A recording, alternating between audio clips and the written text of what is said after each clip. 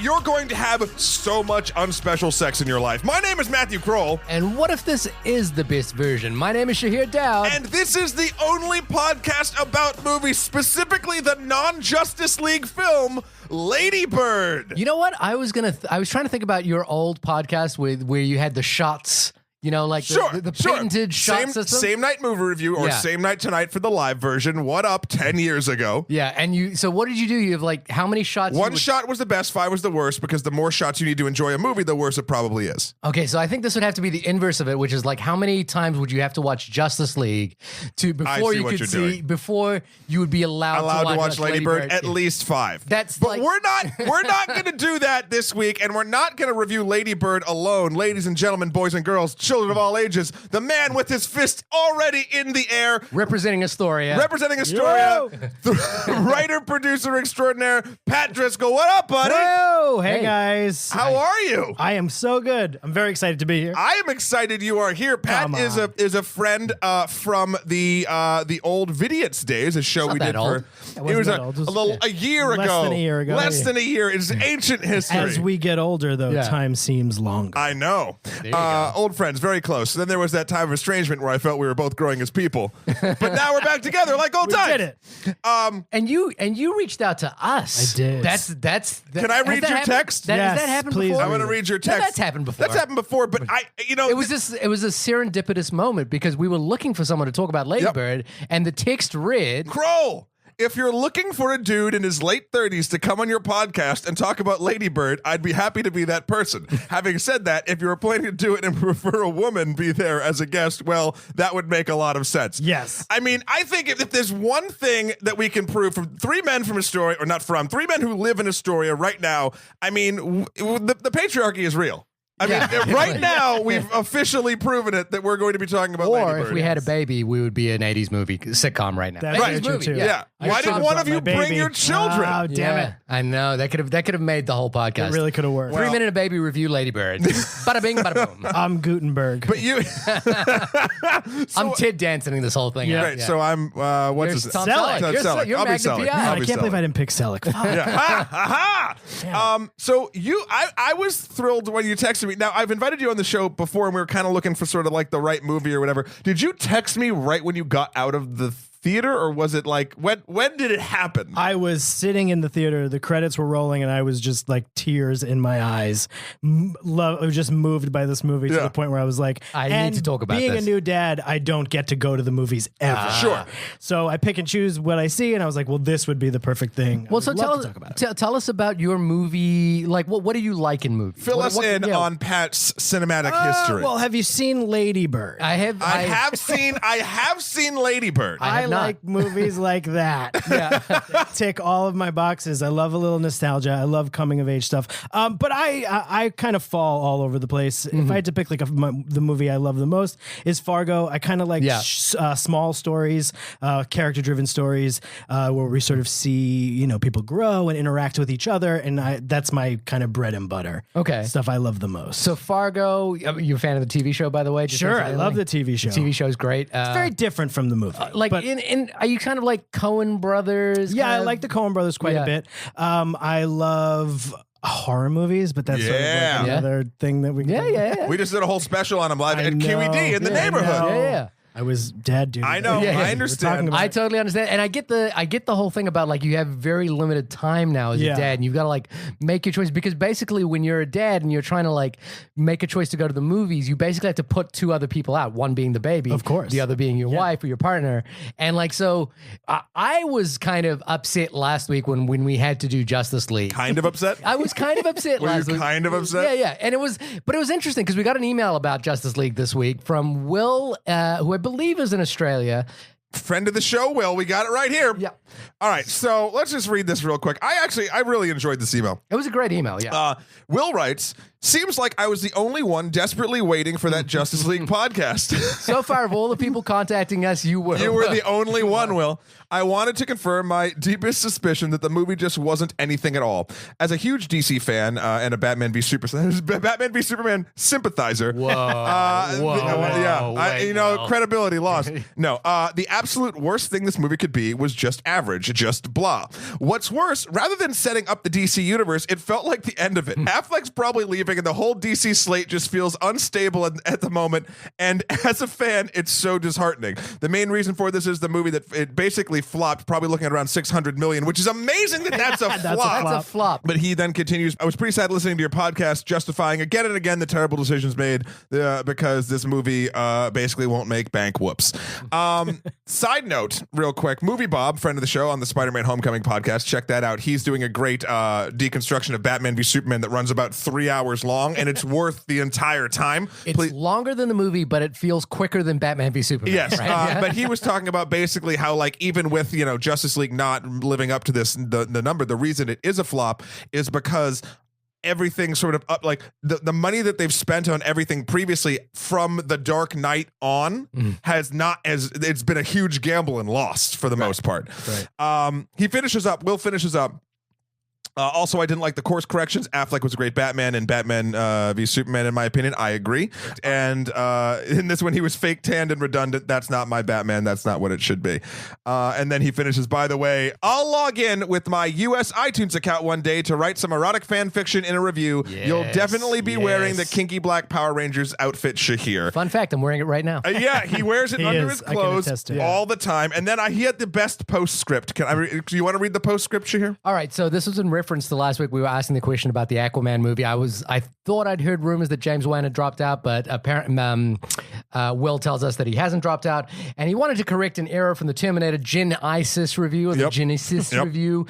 Matt, you idiot. That's me. The Genesis was called the Mega Drive outside of the US. Come on, man. Broaden your horizons, you American xenophobic scum pig. I bet you I misspoke and called it the Master System, which was the previous Sega console. We had a moment there where Will, my deepest apologies.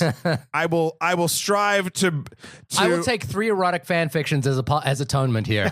for me? No, Yeah. you don't get to call that out. Will Will could join the erotic fan fiction if you like. now we're getting weird. This is Pat's first time. Let's ease him in. I'm impressed with how well you take criticism. It's very nice. Well, Very good. listen.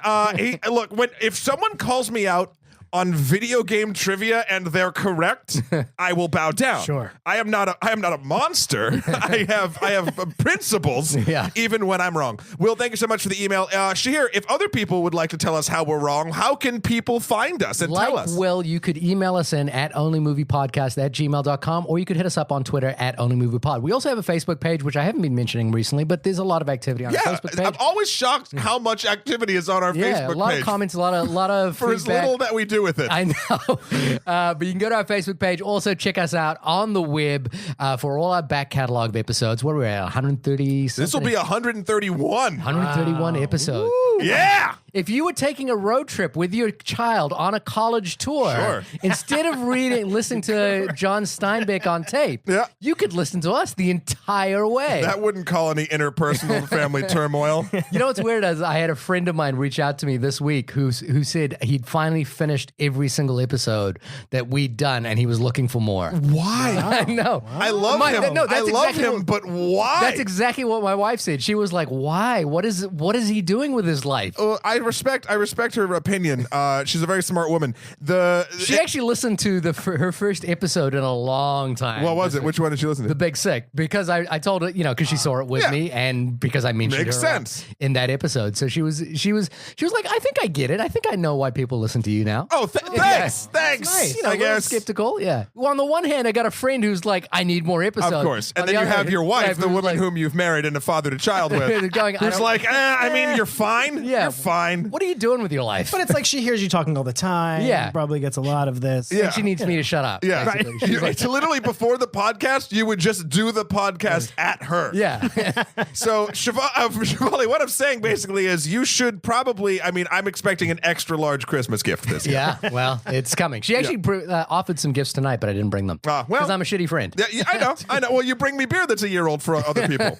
There you go. Pat goes to the store and brings beer that's fresh from the bodega. stopped at the gas station before I got here. Nice. Shahir brings me beer he was gifting another person but couldn't be bothered to bring it to for 11 months. And I drank it. Of course you Here's did. the thing. I was trying to gift it to them, and I kept failing. So you were my backup. Yeah, You well, were the guy. I know. when Yeah, 11 It's a months. win for you. Yeah, You're no, basically like the garbage disposal unit from my apartment. and every time I crack one of these beers, I literally take a sip. I'm like, "Ugh. Well, I got to finish it Just now got to choke it down. because I have a problem. Enough preamble. yes. We've been dancing around the topic for a little while. Lady Bird, Lady a movie that was Bird. requested 2 or 3 times, at least 2 or 3 A times. movie with 100% on Rotten Tomatoes. Yes. Yeah. 100. In defiance of Justice League, they wanted us to review it instead of Justice League, so we finally got around to it. Like I know one listener, Laura from Australia. Yep. Thank you for recommending it to us. Thank you for telling us that we had to do it. I'm glad that I finally got Matt to do it. And we're not doing a superhero movie Got this me week. to do it. Yeah, He was not Yeah, interested. I was very interested. The trailer, I mean, you don't watch trailers. didn't watch Shahir, trailer. But I was intrigued by the trailer. I thought it looks smart and funny and pithy and with a lot of heart. And but you'd rather see Justice League. I would I would rather be proven correct about Justice League to start. Right. And now I'd like to talk about some interesting film with 2 grown-ass men focusing on a story about a 17-year-old girl and her mother Yeah, let's do drinking this. beer. Drinking beer. We can do this. Here we go. Yeah. So Isn't it ironic? Don't you think? don't you think? Well, yeah, we started with not that track, but Alanis Morissette, God bless her. You know, I didn't. She wasn't on my in my rotation during the time period this movie Okay. takes place, 2002. Oh my God. But I knew her, and a lot of the girls that I hung out with, they also obviously listened to her a lot. For me, it was 3 albums. It was Jagged Little Pill, Yep. Smashing Pumpkins, Melancholy and the Infinite Sadness. Wonderful. And then it was the Justin Timberlake album as well. See, I feel like No. The Justin Timberlake album came out later, so it must have been something. I think it was Radio. I was just coming off of goth stuff, so this wasn't really for me. In the 90s? In the 2000, you're saying 2002 yeah. of the time of the Yeah. movie. Yeah, Yeah. Well, that was also the bands were really just Right. killing it. The Yeah. Smiths, the Hives, the White Oh, Stripes, really? Yep. Yeah. Vines. Remember the Cure. Vines? I do. Yeah. Well, the Cure. Well, the Cure was a little bit earlier. No, but they had a little renaissance there with that, like Friday, I'm in love. That was the 90s. Yeah, that was the 90s. Early 90s. Early was 90s. it? Oh. Yeah, it's fine. Okay. But maybe you got it in New Zealand later. That's Yeah, we true. did. We got Star Wars just a few weeks ago. Star Wars. The original I'm talking about. Yeah, of course. Oh God. So, Lady Bird takes place. Well, first, let's talk a little bit about the sort of, I guess, the meta story of who made this and how. Greta Gerwig. Yeah. So this is her first solo round film directorial debut in that regard. What was the other film she co-directed? She co-directed Nights and Weekends with Joe Swanberg. So she kind of came up as part of that whole mumblecore scene, Yes. you know, like Joe Swanberg. I think it was Andrew Zalowski, I think is another guy that was part of that. He And had the a- Duplases, right? And Kind of? Duplases, yeah. Duplass, excuse me. The I like puppeteer. Duplases better. The Duplases. So she came up as part of that, and then she ended up like writing movies with Joe Swanberg, Yep. and then obviously She's been acting as well. yeah, acting in films. She was in Jackie. Yes, she was Yeah. in Jackie. Yes, she was. Yes, she was very good in it too. But also, I think most notably, it's hard to talk about Greta Gerwig without talking about Noah Baumbach in some respect. Although I'm a little reticent to do that because I think there's a tendency to think that her work as an actress and writer and director is directly influenced by what Noah Baumbach was doing. Okay, I'm gonna be ignorant here for a moment. Who's Noah Baumbach? Okay, Noah Baumbach directed the most recent thing is the Meyerowitz stories, which is on Netflix. But he did Frances Ha, which was kind of a big film Okay. With her. for her, which Oh. she wrote as well, and I think she was nominated for a Golden Globe. Yeah, for I'm that sure film. something. That it Yeah. was well received. Gotcha. He directed Squid and the Whale. Squid and the Whale, which is Oh, okay. fantastic. What was the follow up to the Squid and the Whale? There was Greenberg, Right, yes, which is Greenberg. great. All right, so he's done a bunch of stuff. oh, he's but been- she's been involved in it. they are together. They are. They are together. They're a couple, Yeah. yeah. But I think there's this tendency because they're a couple and because she's kind of starting her career after him to kind of make it seem like he is the primary influence. And that was something that I thought was when I watched Lady Bird that I thought was really lovely is how un-Noah Baumbach this film is. I mean, Couldn't this agree is. more. I mean, again, I'm not familiar with a lot of the work that you just described, but this is, you can tell when you're watching something that comes from a personal place. And after sort of digging into Greta's like sort of, you know, wiki history and whatnot, like, I mean, she grew up in Sacramento. She went to a Catholic school. Like with In 2002, I think. 2002, was a the high uniforms school and everything. senior. Eventually, she moved to New York. I mean, and like, But it's an interesting thing. She in interview she talks about a lot how and it's funny because her mother is named Christine as well, and you know Lady Bird's first name is Christine. But she talks a lot about how like Lady Bird. I was thinking of Is that a wrestler? Yeah, Lady Bird. Christine and Ben Stiller from Greenberg had a kid, Lady Berg. She talks a lot about how Lady Bird is a completely made up character. It's there are and a lot of the events that happen in this film didn't really happen to her. It's a made up character, but kind of put in her life. If she was someone else, a little bit in her own existence. The way she describes it is that there is an emotional truth to everything that happens here, but there's not a literal truth to everything. That happens Interesting. here. That makes total sense. Which I think is a great approach. Yeah. So I and you know again coming back to that Noah Baumbach thing. Noah Baumbach. The other film that I love of Noah Baumbach's is Margot at the Wedding, which I think I've that's heard my that, yeah. favorite film of his. So also, she didn't go to film school. No, and She learned from sort of writing and acting how to do this stuff, which I love that. And she talked a lot about how, you know, like that whole time of being an actress and being a writer with these other people was kind of her film school. Right, And that's where she came up. Learned by doing. Yeah. So she has this kind of like unusual the thing about her is she's famous enough that you would recognize her on film, but she's much more involved behind the camera than I think most people would give credit for. Right. Yes. And this is kind of the full fruition of who, you know, her as a writer director. Yeah. I mean, I wouldn't be surprised if she wrote, directed, and acted in a feature film, and it was like heralded as the second coming because she's such a multifaceted talent. You know what I mean? Well, when I heard that she was writing and directing this movie, I just assumed she was in it. Right. Yeah. So, and I was surprised to find out that she wasn't, because she's in so many different things, and it seems right up her alley. Yeah, and she's a great actress. She's as well. excellent. She's really fun to watch as an actress. I think Frances Ha is a really good showcase for her. I like that movie a lot. You know, if we're looking at other directors' trajectories that are sort of similar to this, she'll be directing the Black Widow movie in 2 years. Yeah, that's pretty much, you can see Lady Bird straight to like to the Marvel Cinematic Universe. That's exactly what it is. 100% on Rotten Tomatoes. That's an executive snorting cocaine. Well, we got to put her in a franchise. I'm sure she's been offered something. yeah. I'm sure She'll get offers. If she hasn't already. Yeah.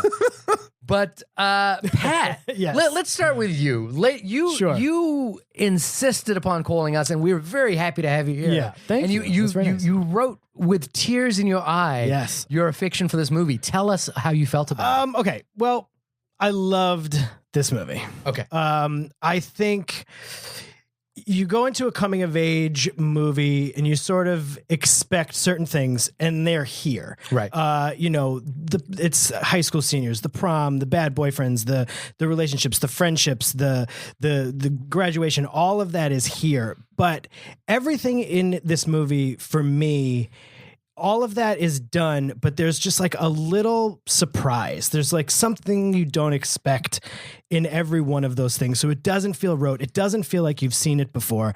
I love this character. I love that it's very easy to make these characters like, you know, precious and cute and sweet, and like not even necessarily sweet, but that like you just, everything about them is cool and you're drawn to them because of that. And I love that this character is sort of like flighty. She like jumps into things. Like I heard someone describe her as a theater geek in the movie, and I take umbrage with that because I don't think she's a theater geek at all, because I don't think she really cares necessarily about theater. Right. Well, she doesn't want to play the Tempest. There is no Tempest. Spoiler joke. Looking for a distraction action until the next thing. Right. I love one of the things I love, and actually, there's a rock writer named Stephen Iden, and he wrote a piece about this, and I love this. She has horrible taste in music, and so many of these characters in these movies, whether it's Natalie Portman pulling off the headphones and saying, "Your life is going to be changed," and it's the Shins, and nobody's ever heard the Shins before. Yeah. There's that's just so obvious. And here we have this character who's just like moved and has this moment of clarity over a Dave Matthews Band song that everyone is like pretends they hate, but truly really likes. And she has the balls in that moment to be like, you know what? I love this song. Yeah. And I want to go to prom. So it's funny thing about the music choices in this film. I don't know if you guys saw the Seth Meyers interview. I saw the letters. I saw the letters. So the letters, she personally wrote every one of the people that she wanted to get the music for, and she sounds like just such the most nervous fangirl in all of them. Yeah. She starts like the one to Justin Timberlake or something like, "What can I say? You're Justin Timberlake. Right. You were the soundtrack to my awkward adolescence," like that sort of thing. She wrote Alanis Morissette. She wrote Dave Matthews Band.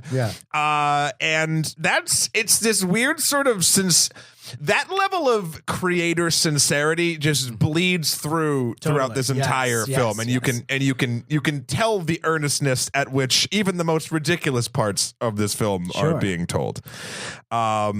Yeah, sorry, I kind of interrupted. No, I mean I just was taken for. I was on this ride. I loved it. I am also a Laurie Metcalf stan. Oh, fan? Huge stan. Yeah. You can be a stan? I'm a stan. Yeah. What's a stan? I've never heard this phrase It's before. a millennial term. Yeah. That's going get to with kids. it, Shahir. Kids are using it to obsessive fans like Shahir's- Stan. Oh my God. Eminem, the Eminem song. Shahir's- I'm looking around the room blankly going, what is this happening right now? Shahir, totally not a stan. No. He's not stan material. I just love. I'm a big Laurie Metcalf fan. I went to see Misery and Doll's do House Misery? Part 2 on Broadway. Did she Yeah, do she's Misery? great. She would have done the Kathy Bates. She did Kathy Bates. And she would have been incredible. She was so great. Roseanne is my favorite TV comedy of all time. Yeah. It's my comfort food. I love it. I think it's so. And her character, Jackie, is one of my favorite TV characters. I'm a writer, and whenever I write something, there's always in my heart a role for Laurie Metcalf. Now, should something happen. It's awkward to talk about this now, but did you see Louis C.K. show Horace and Pete? No. She delivers a monologue I've heard. in Horace and Pete that I think it's a single take for like, it might be like 15 minutes or something like that, where she's just telling this long, painful story that ebbs and flows from like sexual excitement to like embarrassment to like describing what it's like to be an older woman. It's this incredible monologue, and I think it's probably one of the most heartbreaking things I've ever seen on television. And she is just breathtaking. I think in this film, she is. I do too. I think, like watching her in this movie made me think she is a national treasure. Yeah. And, like should be celebrated as such. It's funny too, because she did Roseanne and it was critically acclaimed. She won Emmys for Roseanne. Yeah. And then it seems like she didn't go away. Like, she's Billy Loomis's mom in Scream 2. Yep. Yeah. She does Sheldon's voice. mom on She's Big Sheldon's Bang mom on Big Theory. Bang. She's the voice on the Toy Story she's movies. in Toy Story. Yeah. But she wasn't. And then it seems like over the last maybe 2 years or so, she had that Getting On HBO. She was on that show, which was really great. And it seems like now there's Oscar buzz here, and it feels finally, here we go. Yeah. She's tremendous, and I'm excited for this Laurie Metcalf movement. So now, because you have such limited time and we're getting to the end of the year, how would you rank Lady Bird in terms of the films, in terms of the things that you've watched this year? I would say, again, I have not seen as much as I would like to see. It's Lady Bird, Get Out, and John Wick 2 for me. Wow. Nice. Yeah. What I would say are the big three. Okay. All right. Okay. Fuck, marry, kill. Yeah. Between those three films, go. Well, I'm marrying Lady Bird. Right. 'cause Yeah. It's the best. Sure. Yeah. You got to kill John Wick. I guess you you got to gotta kill try. John Well, you know he's not going to die. Yeah, but you got to try. Kill John Wick. Yeah. I guess I'm fucking Get Out. Yeah, that makes sense. Yeah. Why not? And I feel like it'd be a hate fuck with Get Out. Like it'd be angry, you know? of course. Like, why did you make me do this? Wow. That went But weird. those are three surprising films, surprising movies, things I didn't expect. I mean, John Wick 2, not so much, but John Wick is exactly what But you're- the first John Wick was just such Yes. a rush, and so Keanu Reeves. Oh, is killing it. Keanu. So great. I haven't seen John Wick or John Wick 2. I'm kind of They're very saving them up for like a double hitter. They're Maybe very, this very fun. Thanksgiving weekend. Maybe. Yeah, it that should be that fun. feels gluttonous enough. Yeah, I might do that. Yeah. Matt, how did you feel about Lady Bird? Look, I dug the shit out of it, and I'm very interested to continue this conversation because I dug the shit out of it, and I didn't have the normal sort of like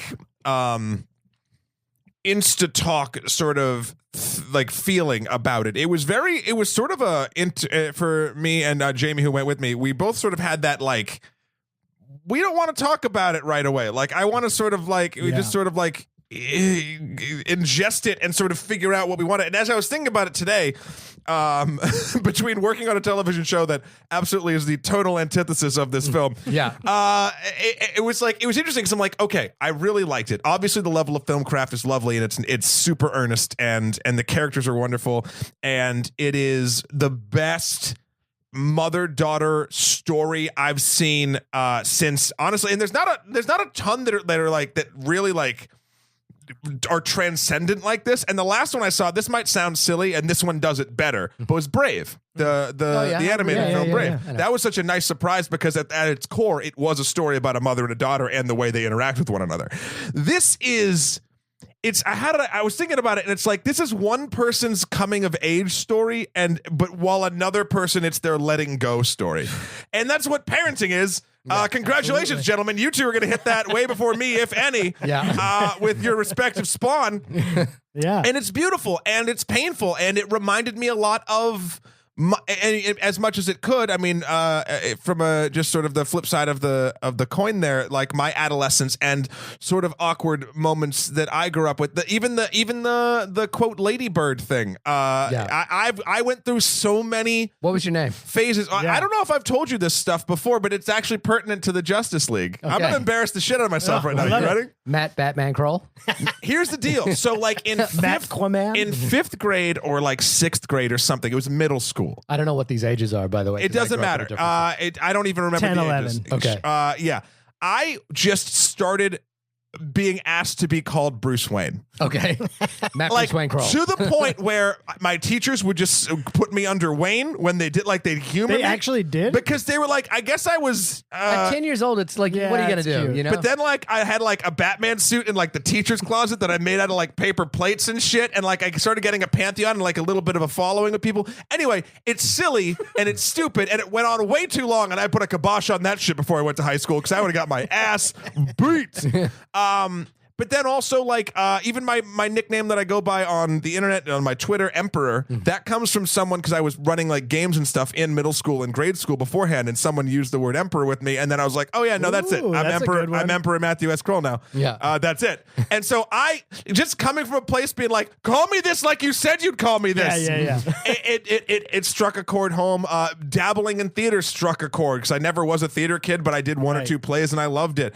The way in which she fought/got along with both her mother and her father felt incredibly real to me because you're at some point, at least in my experiences, and I feel like a lot of people's experiences, no matter how much you know your family or your parents, if they are present and whatnot, love you and want to take care of you, there are times where you question if they like you, and they might not like you. Yeah. There was a time, and again, I hope I'm not throwing my mother under the bus here, when we were getting to a fight about something, and I was a weird kid, and she screamed at me at one point, because it was in a particular heated moment. I don't think she truly meant this at all, but she goes, "You were raised normal, and you're gonna be normal." To which I responded, "Define normal," and then we didn't speak for a week. Yeah. But like that's the kind of this passionate like arguing about two people that love each other so much, like in this film, but that just cannot get on the same ground due to one not having enough life experience, one having a ton and too much for the situation, being raised in different times, being totally different people. And there's something sort of just magical about seeing that, and especially when it's pulled off in such an elegant way as this film did. Yeah. But then I was trying to think, because like normally a lot of these times too, we go to like, oh well, it looked like this in the score, and then the cinematography, and if there's special effects or whatever. And this time I was like, I didn't particularly remember the palette. I didn't particularly remember how it was shot because it gave me too many feelings from the story and the acting. I know the presentation is definitely baked in there somewhere, and every piece of presentation, be it from a technical standpoint, was to service the story and the characters, because this was a character piece. Yes. And I too am a sucker for the character pieces, and I really dug it. But I'm looking forward to, and now Shahir, when you tell yours in particular, and we move on, I'm looking forward into sort of picking both of your brains as to, like, other than the one or two things I did, because this movie is deeper than that, like the exact minutia as to why I loved it. Yes, Right, I love right. it. So Shahir, what about you, big guy? So when I started the movie, Just three men. You know, like it was kind of like there was a lot of anticipation now because we'd been requested so much to do this. It had 100% on Rotten Tomatoes. You know, I was coming off like Justice League, and I was so defiant. I was kind of like, no, fuck Justice League. I want to do a movie like this is my people. I'm going into a film with my people. And the first scene, I was kind of like, you know, and the jumping out of the car It's thing. the most extreme scene. Yes, and absolutely. the jumping out of the car scene reminded me of the opening of Crazy Stupid Love, and I was kind of like, you know. Let's see Also, what- side note, she would have had a little more road rash on her, I think, think than just the probably, broken arm. Sure. But I was kind of like, you know, this is I'm kind of here. I'm not, you know, I'm not in love with this thing. But I think what happens, and this is why I kind of fell in love with this movie, is I felt myself drifting off during the middle of this movie, and it wasn't that kind of drift off where I was like, oh, I'm wondering, you know, what I'm gonna have for dinner tonight, or where I'm gonna go later on, or what I'm gonna do later on.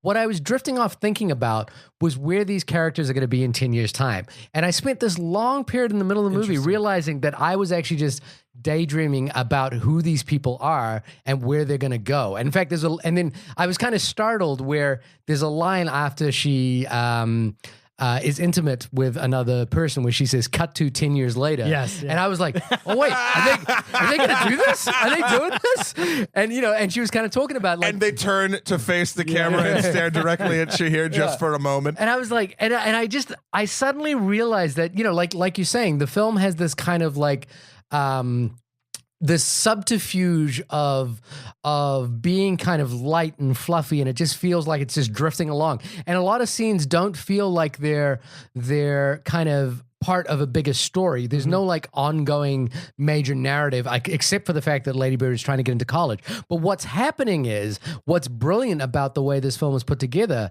is that the totality of all those scenes starts giving you the feeling of a fully fleshed human being. And what I love about that is that she's not an extraordinary human being. She's just an ordinary. She's No, super totally not. average. She's Absolutely. super average, ordinary That's what I person. loved, yeah. You know, like and a lot of the coming of age movies I was kind of thinking about were things like Rushmore. Rushmore came to my mind a lot as I was watching this movie, maybe because I love Rushmore and I've watched it a lot of times. But I think, you know, the thing about anyone who makes a coming of age film is that they try to find something extraordinary in their character. It's always like, oh, they've got this one hidden talent that they've got to exploit. And it's that same thing where you were talking about where But he makes the best cookies. you know, Yeah. like in Ghost, the other film I was thinking about was Ghost World. Right. You know, this idea that they discover music, they discover old jazz or something like that. And Oh, you're what's thinking of La La Land. I'm discovering. Yeah, no, they save jazz. Oh, I'm sorry. I'm sorry. Yeah. They saved jazz. Yeah, that's a different film altogether. No, but what I loved here is that the sense that she is entirely ordinary, and this film is kind of like battling between like the cynicism of being 17 years old and realizing the world is kind of fucked up and strange. You know, it's like that kid in the movie walking around reading People's History versus America. amazing. Oh, I knew that. But shit. also, So funny. but also like the optimism that life is kind of just moving forward, and weirdness, mistakes.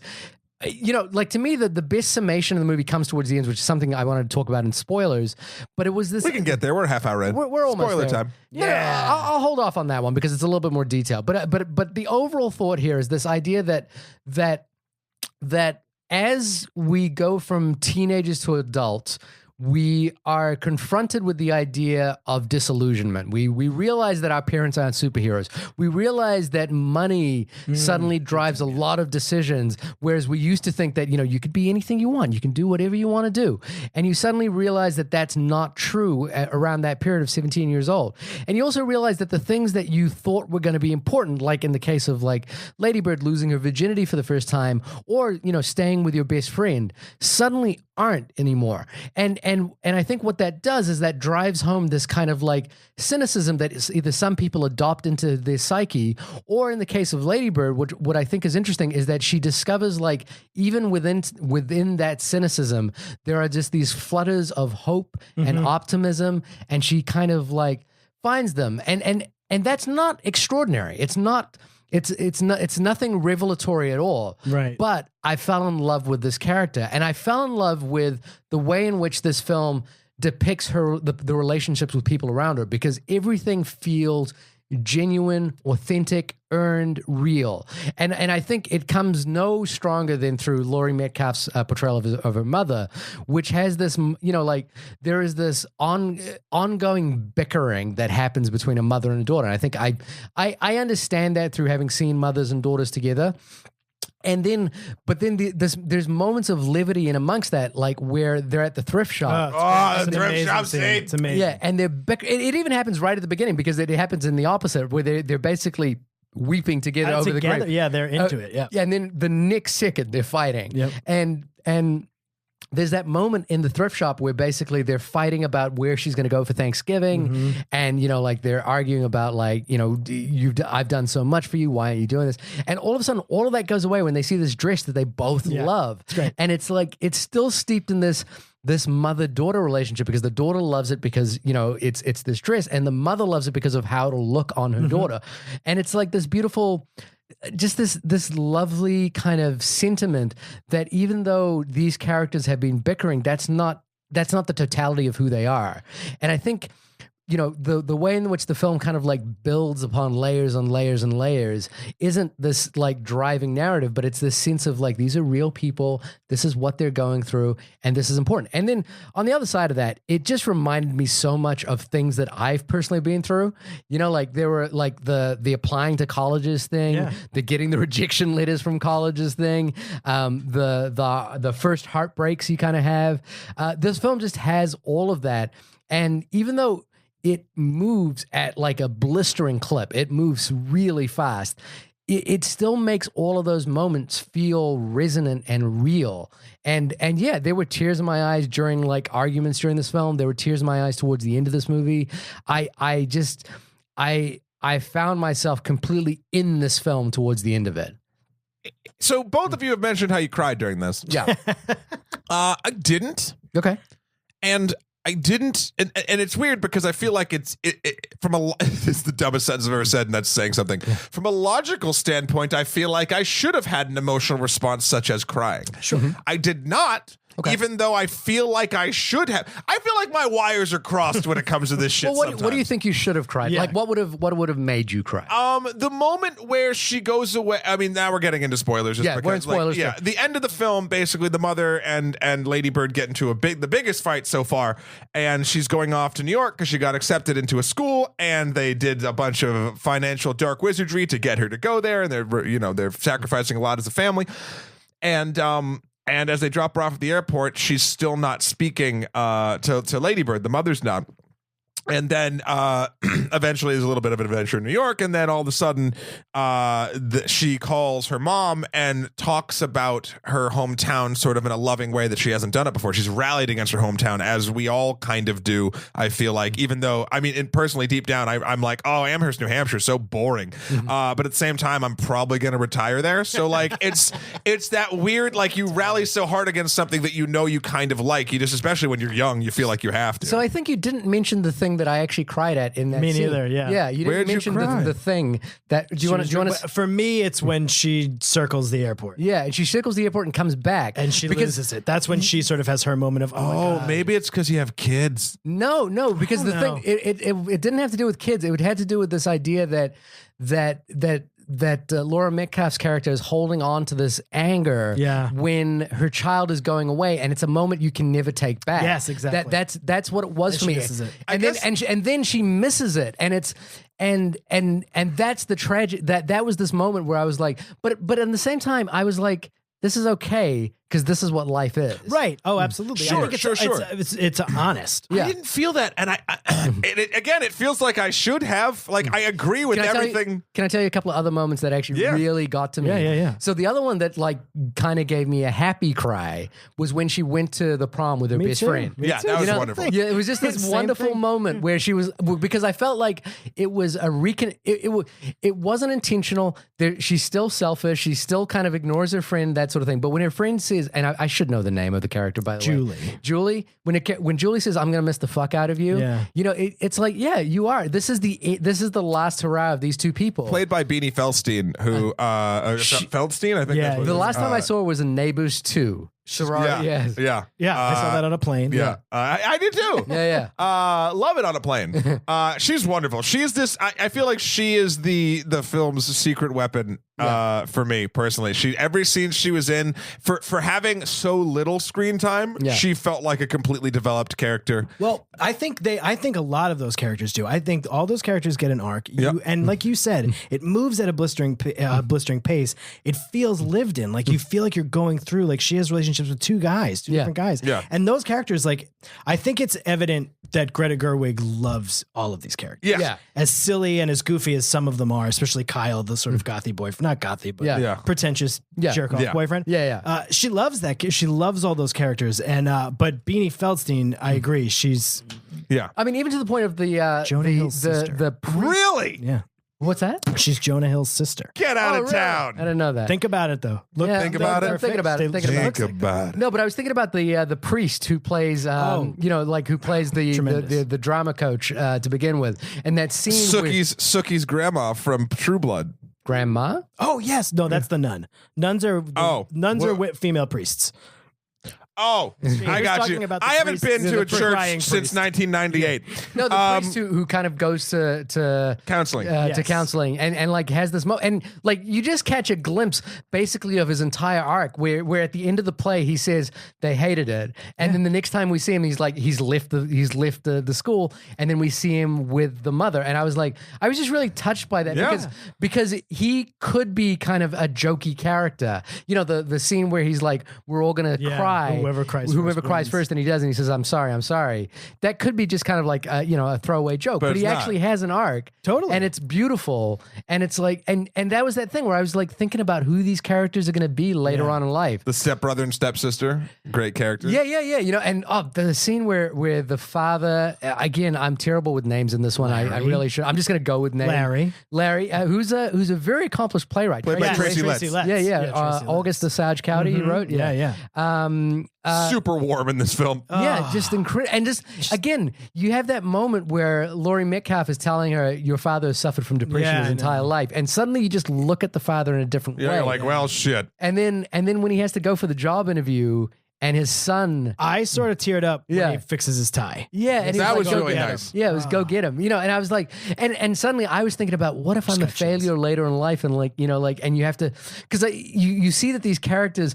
There's a moment where Laurie Metcalf says something along the lines of, "We didn't expect to stay in this house for 20 years." Right, yeah. And then the rich snobby best friend says, "Oh, that was our starter home." Yeah. So you get this, you know, like this idea of like, oh, people were supposed to progress through life, Right. and this family stayed on this side of the Right. track, so to speak. And there's a line from the trailer that's Yeah, like, I always thought the wrong side of the tracks was the expression, but there's actually Yeah, train yeah, tracks. it's actually attracts. And it's this sense of like, you know, feeling like, oh, the disappointment of life, you know, Yeah. like it go and the pressure of living life. Yeah. Um, and Laurie Metcalf's character is obviously very self-conscious about it. There's that scene in the bathroom when she's very self-consciously saying, like, you know, success isn't defined by how much money you make. Yeah, because But it can't be at this age. Yeah. Right. But you know, deep down, she sort of thinks that that's how Lady Bird sees it. Well, because she's constantly trying to dress her.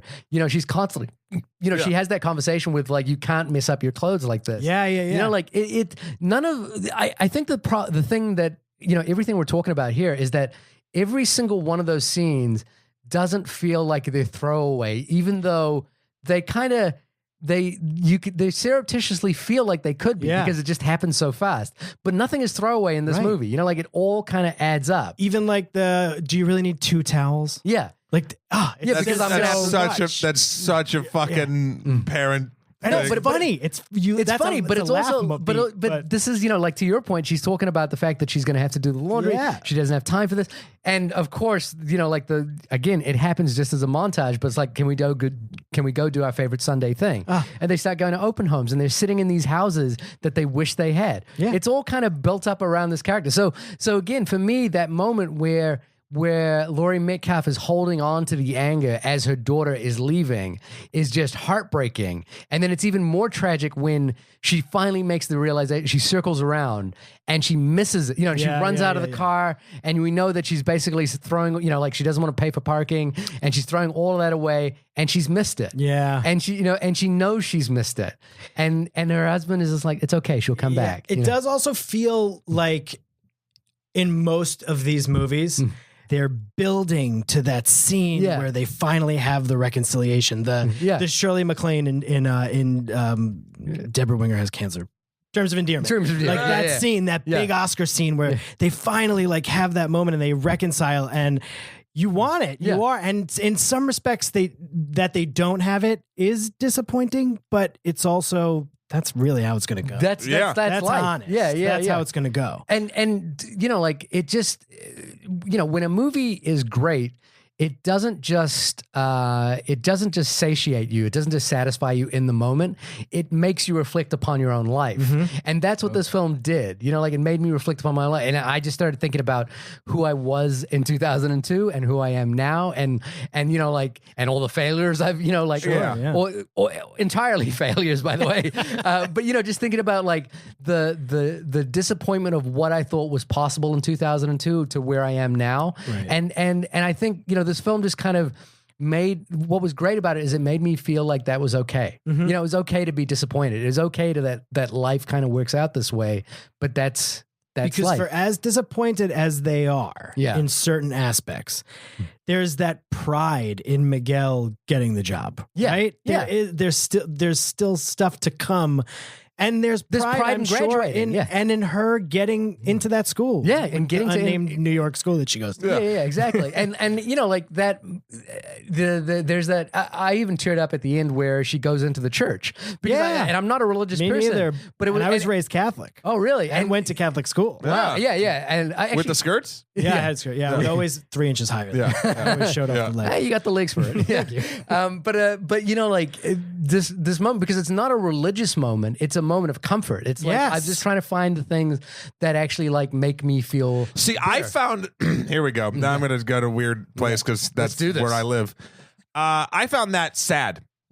I found that. It on one end, I was happy that she was finding a moment of comfort in an otherwise sort of unfamiliar place. Yeah. But that to me, and I guess it's just my problem with organized religion and whatnot, but it just felt like, oh my God, you're so indoctrinated that this is your comfort zone. Like, I don't, and that's not what they were going for. That's not what the movie was trying to say. It's just where my brain went. Right. But I don't think that she is viewing it as a religious. She is not. She is not. But it's still indoctrination to the point of I have had this my entire life. I need this comfortable thing I've had my entire life. Oh, here it is. When you travel overseas, like to other countries and stuff, like one of the things, landmarks often people visit are churches. Do you when you do those or do you not do that? Not particularly. And if I do, you go to the Vatican? I did. Yeah. But I didn't have any not impressed. No, it was whatever. No, the Taj Mahal, it didn't have for instance, it didn't have the reference, or I didn't feel any comfort there. I didn't feel any. I think what I'm getting at is like when I'm not a religious person, I'm an atheist, but when I go to a country and I, go to a famous church or something like that, there's a sense of like wonder and awe, and it's not to do with the religious side of it. But that's not why she went to a church. She went to a church because it was a comfortable place that was familiar to her in an otherwise uncomfortable, unfamiliar place. Yeah. That's what I'm saying. Yeah. I'm not saying that churches aren't pretty. Yeah. I'm saying no, but I guess what I'm getting at is like even empathizing with the notion of like finding comfort in something that you don't agree with. No, I think she's finding comfort and familiarity above it. It goes beyond her beliefs. Like, for instance, the thing, and I don't like this in myself. We were just in London. Yeah. I mean, granted, there wasn't many options at 2 a.m, but McDonald's? where did me and Mike Leonard end up at 2 a.m? Was fucking McDonald's. Well, you're not going to go anywhere else. in I know, London but at 2 like, in the morning. and it's just sort of like when you get roped into things when you're in a scary new place. Sometimes I feel actually that sad. is exactly It's the same thing. It's Same exactly thing. the same. Same thing, and I have the same problem with it, and I do it. But that's just where my brain went. Right. And again, that's not what they were saying. Here's an interesting thing, and I was thinking about this in relation to our conversation about the Florida Project, and I was thinking about this in relation to our conversation. Both Annie Gillies guested episodes was The Light Between Oceans, and the thing that I'm thinking about here is wondering if how do I phrase this? Like, what your level of Am I dead inside? No, Yes. what your level of empathy is for characters on screen, like because I think the thing that's not required, but the thing that makes those moments work is an empathetic reaction. Is like seeing that and empathizing with the emotional wave of what's happening to that character. Here's Not the deal. judging. Yeah. Here's the deal. And it's interesting, and I don't know why I am the way I am. I was raised normal, and I'm going to be normal. Yeah. Define normal. But here's the weird thing. Yeah. I am empathetic to a fault when it comes to actual people and situations and actually being in a room and dealing with people, etc. To the point where it gets me in trouble and I react too slow and I think of all the variables about how everyone in the situation will feel before I actually do something. I go to therapy. We've talked about it a lot. My therapist also agrees it's a problem. And that does also help in some certain regards. But I think because of that, a lot of times when I'm experiencing a character on film, even an incredibly well-crafted one such as Lady Bird in this film and all the characters in this film, there's something that I just if there's not something that sort of like this does sort of falls apart, but again, I go back to the why did I love this movie? I just know I loved it. If there's not like a thing that truly sort of envelops me into the actual world, not just the feeling the world gives me, but like I won't have that same human empathy for that character. Most times, like I'll understand the moment, but just like your brain, Shahir, sort of went to like, ooh, I wonder where these characters are going to go 10 years later. That's not something they set up really until they actually say that line. You thought that before. Yeah. But I go to these places of like, I see a thing and I'm like, oh, well, she's okay. She's in the church. And I mean, I get it. Like that makes sense to me logically from that standpoint, but like, oh, that sucks that churches kind of do that. But then she's finding comfort in it, but I still don't like the institution. And I'll have this weird sort of circle about it. And I won't have that moment of like, whatever the original weight was intended, because I'm thinking of maybe I think of all angles of the actual situation like I kind of do real people, and I don't give the character the same type of the attack strategy I would give as an actual person. And then did you spend so much time thinking about that you missed the phone call? No, I got the phone call. Okay, I got the phone call. The phone call was lovely. Yeah. So no, and again, I hope, and I do feel like, especially with this film, in the very rare cases where it comes, the emotional impact and gravitas moments that I do miss because of those things, I can still logically understand and appreciate the craftsmanship that got most of the audience that aren't as neurotic as me too. Right. So again, and it's interesting because I was just trying to sort of say something other than, oh my God, this movie's great, just because that's all I have, and I feel like both of you are being much more eloquent in the reasons why that is, and I am just like, it made me feel nice. Yeah. Like I got the feels. so, Well, Pat, what were some other moments for you that really, now that we're in spoilers, that really Sure. resonated and rung true for you? A couple. Yeah. It's hard to do teenagers. It's really Yeah. It's hard to do teenagers. It's hard to like respect Roy teenagers. Morse is 'cause the same why thing. even bother respecting? what was that? Roy Morse is the same thing. Wow. That was Shahir Dowd. Please write in. He'll give you all his contact information at the end of the show. 3 weeks, Alabama. You have a choice to make. Yeah, would you rather a pedophile or a Democrat? I know it's hard. Yeah. Make a choice. Anyway, I apologize. No, It's not my at opinion. all. I'm I on love Reddit it. politics every day right now. I know we all are. I think John Hughes often gets like lauded for Yeah, which writing is so characters. weird. It's so weird because Really? You don't think he should be? no, I think there are. They're great characters. They're not like accurate teenagers. Yeah, they're very. They're these sort of stylistic, like they speak they're like cartoon adults, and then the natural progression of that was Dawson's Creek. You're like, these people are 50. right. And they're very well read. Yeah. So I think that Greta Gerwig nailed them. Yeah. There's a moment. No, Shahir. Oh, God No. damn it. That's my fault. I walked into that. Yeah. There's a small moment where so she's very interested in Danny, who's the theater guy. Yep. And they're flirting around each other, and they have this conversation right as I guess practice is over, and they're waiting for someone to pick them up, and she gives him those curlers. Yeah, she's talking about how the Yeah. curlers She work. says, "Oh, I just remembered. I got these curlers." Yeah. And then he says, "Oh, I just remembered. I had a dream about you last night." Yeah, It's yeah. like they both qualify it with "I just remembered." Yeah, yeah. When that's the only thing they've wanted to say to each other the whole time. yeah. And that's the last moment that they leave it until that very last moment when they're going to leave each other. Yeah. And that's so fucking so real. true. You That's do so that, true. you build that up, and just I'm going to pretend like I wasn't thinking about this whole fucking time. Yeah, yeah, And yeah. they were, and I love that. I think it's so spot on. It really hit me. There's a couple of scenes. I just love how much respect she gives to her friendship with Julie and the ups and downs that it does take. Obviously, that's very honest. Yeah, yeah. And just those little scenes of them like eating the communion wafers are so funny. Yeah, yeah. And they just are so lived in, and they're alive. Those actors are so alive in those scenes. And then they're so silly. And when she's trying to be friends with the rich girl, Yeah. that's so hard for her. Yeah, and yeah. then and she makes up that story. Yeah, which you and know what's it's funny so is sad. I didn't catch that she'd made up the house. Yeah, you know, yeah. like so Oh, I when she did, said yeah. when she said that was my starter house, I was thinking, oh, okay, so she grew up on that side of Right, the tracks. right. And it wasn't until like she turns up on the cell phone across the street, I was like, oh shit, this is Yeah. what's happening. You know, like, and I was, and I didn't realize you realize that Lady Bird is much more.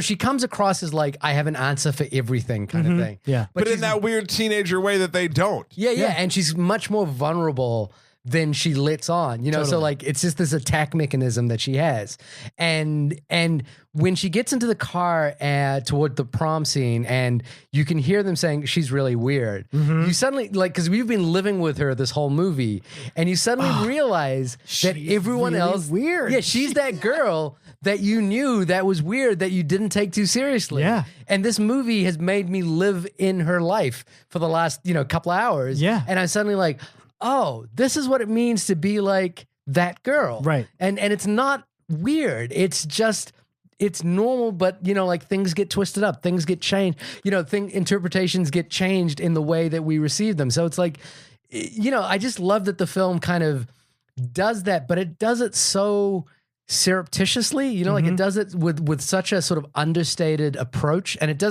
doesn't feel like it's doing it in a way that this is what the film is about and this is what the message is. It's just that this is what it is. Yeah. And that's what I love about So are you saying what it all comes down to is that everything's going to be fine? Yeah. But what I was going to say was Yeah. quickly, so that she's obviously has such a hard time with that. And then she goes and reconciles with Julie, and then they're just goofy and eating cheese and crackers. And Yeah. it's just so easy and Yeah. fun. And you get the feeling that And when they go to the prom together and they're like, it's they're beautiful. dancing together and they take the photos, photos together, and walk down the nuns bridge are by like- this, yeah. and you get the feeling that friendships, especially friendships when you're young and in high school, you can probably count how many friends you have from that generation on Yeah. maybe one hand. Yeah. But I do get the feeling that that's a friendship that lasts. Yeah. That somehow like that transcends that sort of That friendship means barricade. something. 100%. And just in that scene, they pick up exactly where they left off. And I Yeah. feel like 10 years from now, even if they don't speak for the next 10 years, Yeah. they'll pick up and exactly. they don't beat it over the head. It's not like, oh, I just it's just this Yeah. is what it is. You're right. There's no moment of catharsis in this film, except for maybe the last phone call. Yes, I'd say that kind of is. Yeah, but even that, I mean, no, that moment really does. It is a moment of catharsis, but the movie really earns it. Like It earns it, and it's not a full catharsis. It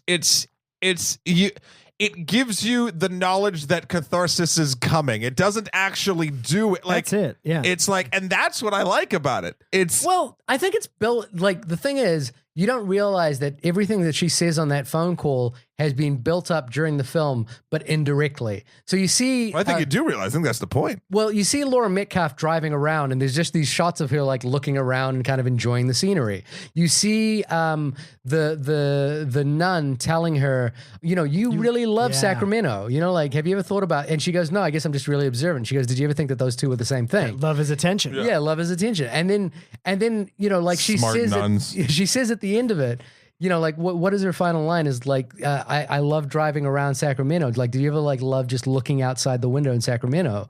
And you realize that that's this thing that connected both the mother and the daughter, and it's this connection to her older life that she's walking away from now. Yeah. But she'll always have, and that's like I don't think it's overplayed at all. It's kind of just understated in there. Right. It's not like somewhere in the middle of the film she's talking about how much she loves driving through Sacramento or something like that. No. We just kind of see it. Yeah. That's what I love about it. Yeah.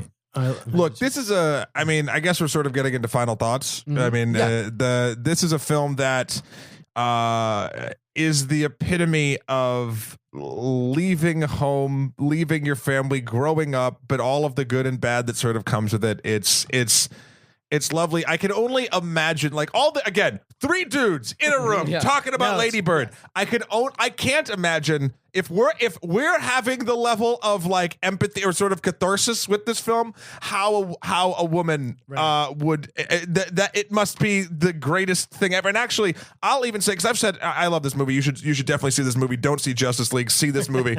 But again, Jamie, who I went to this film with, she said she's still thinking about the film, but quote unquote, but right now it's just acting as the warmest blanket, and she's totally fine with that. And it must feel wonderful from that point of view, even more so than it feels for us. So yeah, I mean, go to the damn movies and pay to see this fucking thing in the theater. And when it does inevitably come to Netflix, you will watch it. It's interesting because I was, like I said, Shivali listened to the Big Sick episode recently, and it was, like the whole thing there was I was trying to find movies this summer that we could go to together that I thought she would enjoy, and this is one I didn't take her to. I just went on Way to go, and I was like, this was the movie. Yeah, this is you the blew one. it. This is the one your one shot, your one opportunity.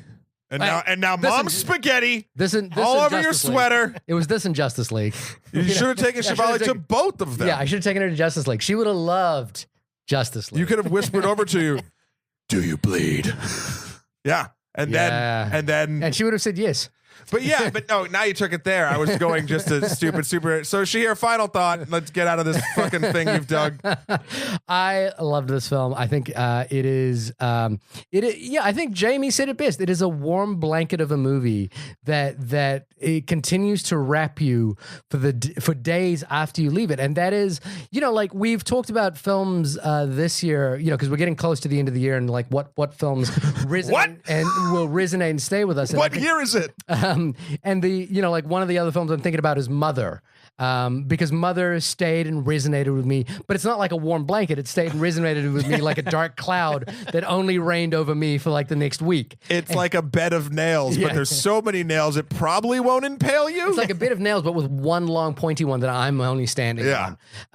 But this is the reason we go to movies is that we want things to the reason I go to movies is that I want things to resonate with me and stay with me and make me reflect upon my life. And this movie about a 17-year-old Catholic schoolgirl did that. Yeah. Like it really, there were so many moments in this movie that I thought I had been the douchebag, and then I had experienced the douchebag. Like I had experienced someone being a douchebag to me, and I've definitely been the douchebag to other people. There were moments of disappointment that I was like, I recognize that moment in my life, and the feeling.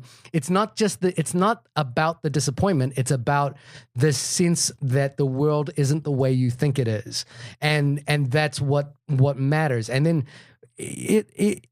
in amongst all that, I think it comes back to the first thing that I was talking about, which is that this movie is a very subtle battle between cynicism and optimism. And in the end, what this movie decides to do is say that optimism isn't the winner, but it's the choice that we should make. because that's the way life is. And I think that's what I took out of it, and that's the way I read it. And to me, optimism is that warm blanket. But for that, this movie's made $5 million out of its $10 million budget. It is a movie that is going to struggle to find a larger audience until DVD or online releases. But if you haven't seen this movie and you're an hour into our podcast, which is like giving away every moment of it, you should be. You should rush to the theater to see this movie. You should not be swayed by the long lines for Justice League. There's no long lines for Justice League. There was when I went short. Like remember? opening night. And I went and I was tempted to sneak out to Lady Bird, and I should have. And you should. If you have a ticket to Justice League, just sneak into Lady Bird instead. No, you should buy the ticket for Lady Bird. Lady Bird needs your money. Yes. Pat, take us home. I loved this movie and I liked it. Okay.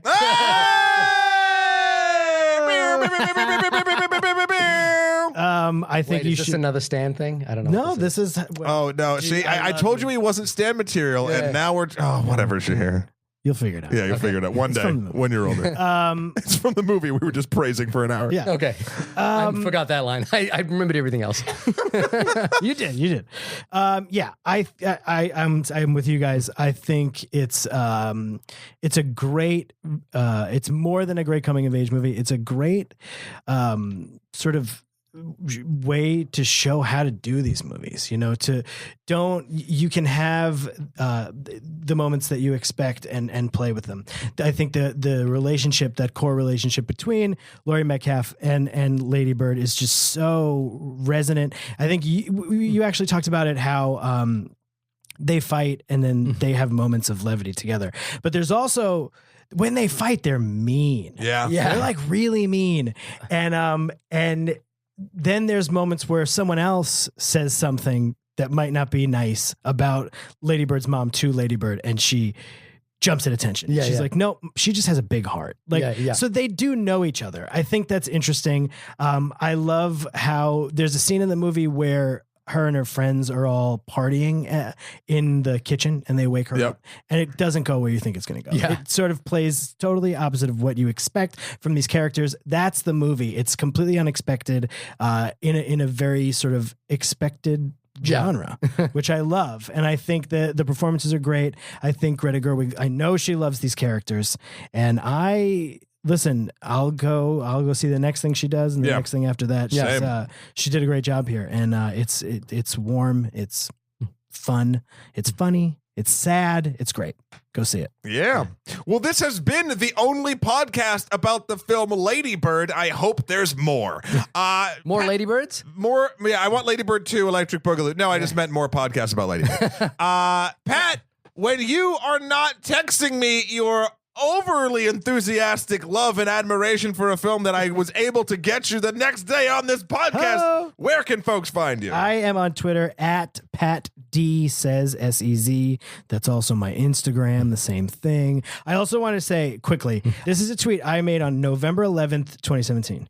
The correct order is high five, cigarette, peace sign, piano, hailing a taxi cab. That is in reference to Hand in My Pocket. Right. Alanis Morissette. Yeah. There you go. I knew it was coming. You knew that I was Alanis was tweeting coming about back. this wonderful song 2 weeks ago before I even saw the movie. There you go. We did it. Shahir, what about you? When you are not being an empathetic human being to characters on the screen, where can folks find you? You can find me at www.shahirdaud.com. That's SHAHIRDAUD. That's got my links to my Twitter, Instagram, Facebook, all that bullshit that nobody wants to see. Matt. Don't be so hard on yourself. No, it's true. Nobody wants to see it. There's a lot of nude photos. Nobody wants to. I put them out there. Nobody wants to see them. I want to see. Well, it's because you put out too many. You have to be a little bit coy. I'm also bad with lighting, I think. Like I lit the fleshy bits, like be fleshy. Well, there's your use of shadow is not wonderful. Yeah. Matt, how about yourself? When I'm not critiquing Shahir's nude photography, you can find me in my life and works at MATTHEWKROL.com. You can find me on Instagram as Skeletor, the number 4 PREZ, or Emperor MSK on Twitter for all the rest of my stuff. I actually am just starting a weird thing now. Another weird thing. Nude selfies. Nude selfies. No, that's your thing. I'm not going to step in your wheelhouse. I'm not going to, I don't have to pee on your candle to make mine burn brighter. Oh, wow. I'm doing a thing on Twitch under the name Skeletor, the number 4, PREZ as well. I logged in. So here, watch one and had no idea. I confused the hell out of his wife. I just got. Was it a stand thing? I just got it. Yeah, it was. It was a total stand thing. Tell Chevalier that. She'll get it.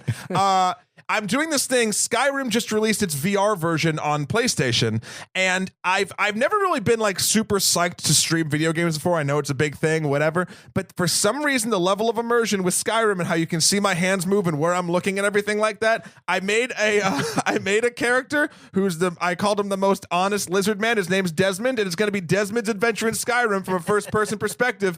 And he has a sidekick named Sven, and I'm going to make a weird meta narrative out of this shit, and I'm going to get fucking just weird. So check that out if that interests you at all. I'll be doing it once a week, and I'll have a bunch of other stuff. Pat, thank you so much for coming. Oh God, thank you guys. And this was great. We will see you. I hope everyone had a great Turkey Day. We'll be back next week. Peace out. Bye.